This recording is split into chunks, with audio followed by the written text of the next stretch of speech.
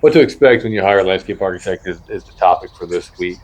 No one actually knows what it is and what we do and why it's important. So as we go through this today, you're going to find out what it is and what we do and why we're important. Enjoy. Are we different than a landscaper or gardener? We're much different than a landscaper or a gardener. Well, let's dive in. Thoughtful Thursdays, oh hey, hey, designed into the rhythm of nature, they say. All right. At Nature's Rhythm Design Studio, we believe in an informed client is a happy client. Here's a clear picture of what to expect when you work with a licensed landscape architect.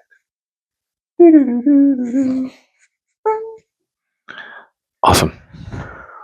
Coming in at number one, Jesse, start us off on this beautiful process of working with a landscape architect. What to expect when working with a landscape architect. Number one, the site analysis and measurement. It's not necessarily you're going to get from someone who is a landscaper or who is a gardener. But this is a very important step for a landscape architect or a landscape designer. You have to create a solid base map, build your design off of. And so analyzing the site, looking at topography, looking at soil, looking at the sun, what direction are we facing, how big is it, getting dimensions, all that stuff is necessary for a landscape architect or a landscape designer. How do we go about doing that? Well, we have a fun method where we use drones. We use a fancy thing called a Mosier.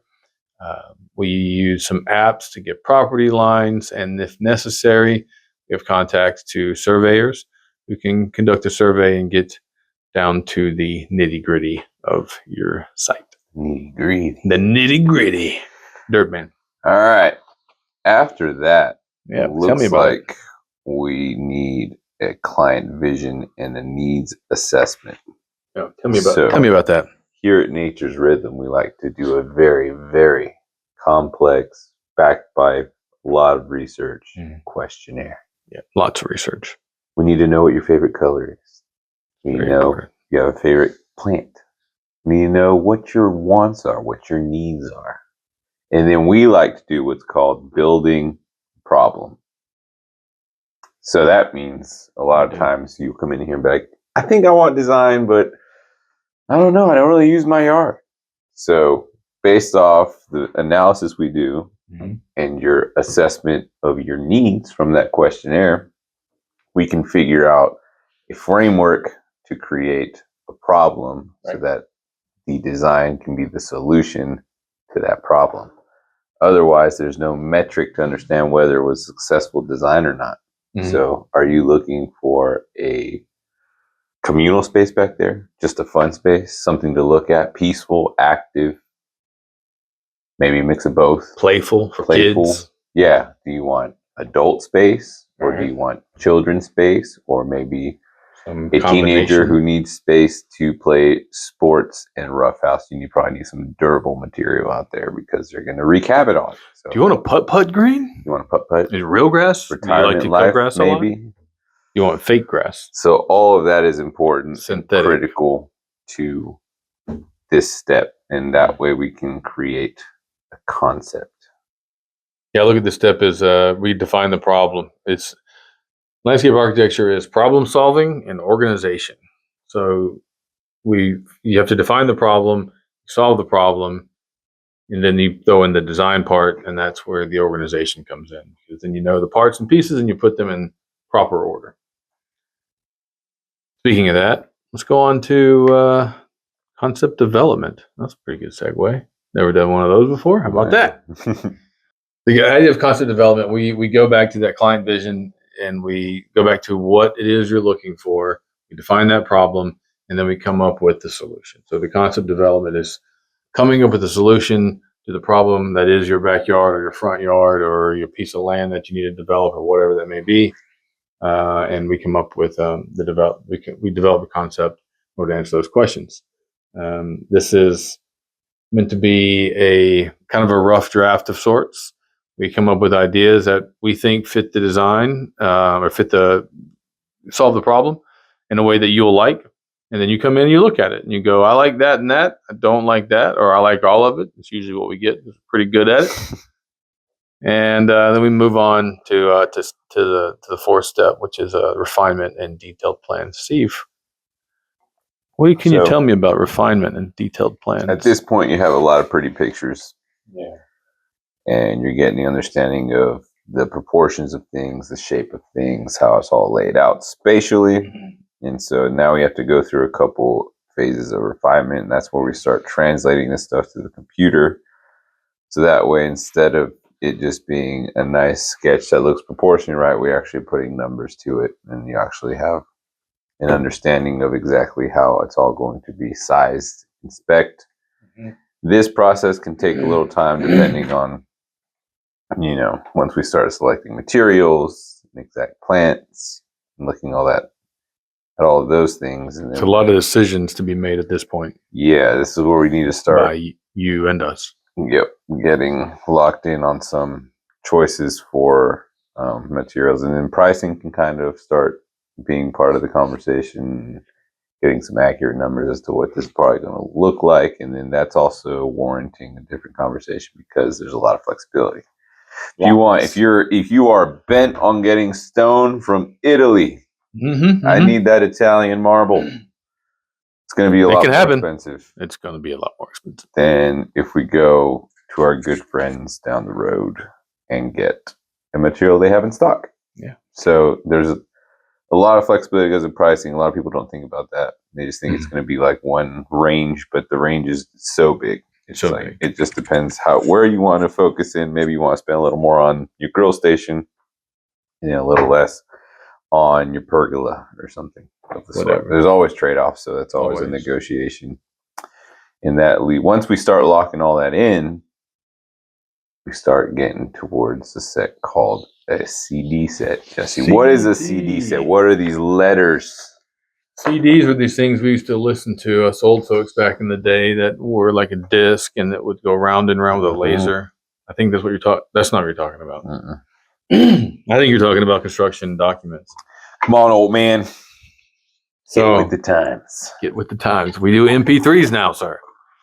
All right. So the construction documentation, what we're looking at there is, if you decide, well, hopefully you decide you spent this money on a design that now you're going to go build this thing. And maybe you aren't going to build it, but you're going to pay someone to build it. And they need to know what you want. Well, that's what we did. We figured out what you wanted. We translated that to an image. And now we translate that image into a document that can be built by your builder. So it'll have dimensions on it. And this plant needs to be this far away from this corner, or this pergola needs to be this tall and this long. This hardscape is this square footage. And all this stuff really helps the builder come up with a good bid, because now, instead of this gray area where you go to them and you guys talk about a thing and you have an image in your mind and he has an image in his mind, and then you hope the end product is something closer to what you had in your mind. What this allows for is the image you have in your mind is now on paper, and now we give it to them and they know exactly what you're going to build or what you would like to have built. So it's like a instruction set. It's like Legos, kind of, but more complicated. And we just say, this is how, or IKEA, this is the build that you're going to build. Go buy the materials and make it. It's also where we talk about bidding, if there's permits that are needed, or perhaps your HOA requires some approval. We could assist in that part and in this portion as well. We call it construction administration, where we administer the construction of your project.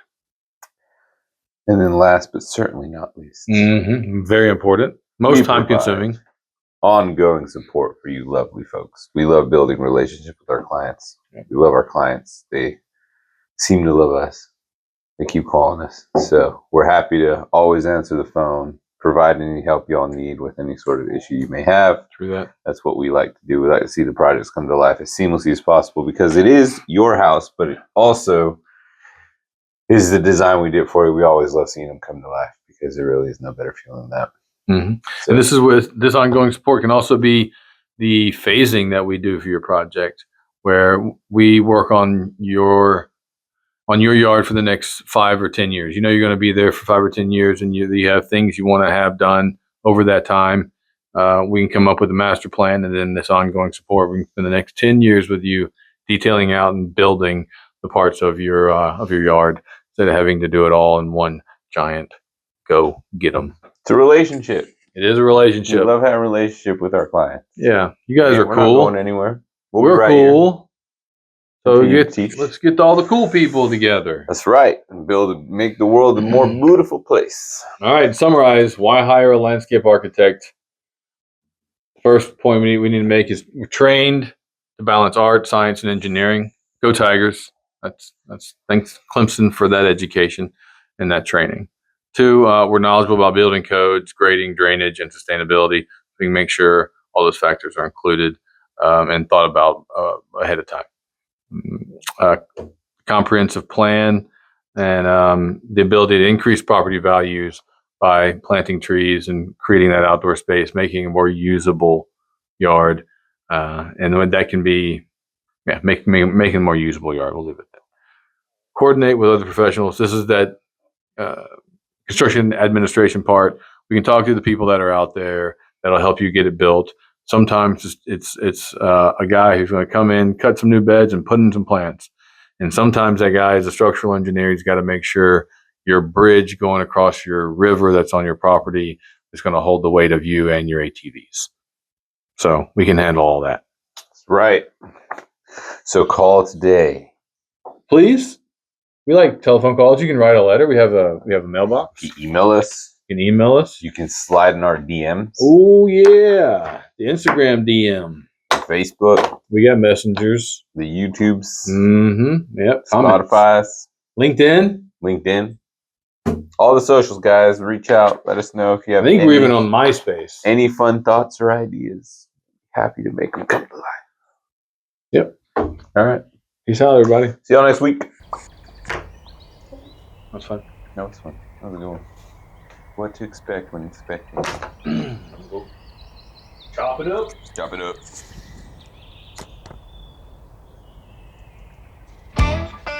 The grass is alive, swinging and snapping, feel the vibe. Thoughtful Thursdays, oh hey, hey, designed to the rhythm of nature, they say.